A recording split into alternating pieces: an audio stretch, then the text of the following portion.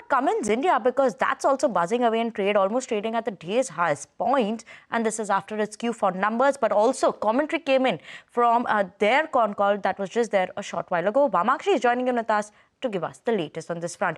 Vamakshi, what were the key highlights coming in from the earnings as well as the con call? Well, absolutely. When it was a good set of numbers that came through from the company. Of course, revenue came in much lower as compared to what the street was expecting, largely led by the miss on the domestic front. But the exports business for the company did quite well. They saw an uptick of almost 39% on a year-on-year basis. Largely, when you look at the operational numbers, they came in much better than anticipated.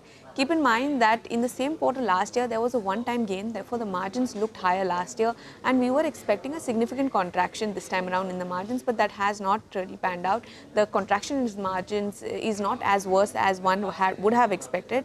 The net profit, though, has seen a downtick of almost 7%, and largely this is the number for the net profit has come in much better than what the street was anticipating. The con call actually just concluded just a couple of minutes ago, and the management said that they are anticipating double-digit revenue growth to continue in FY26 as well.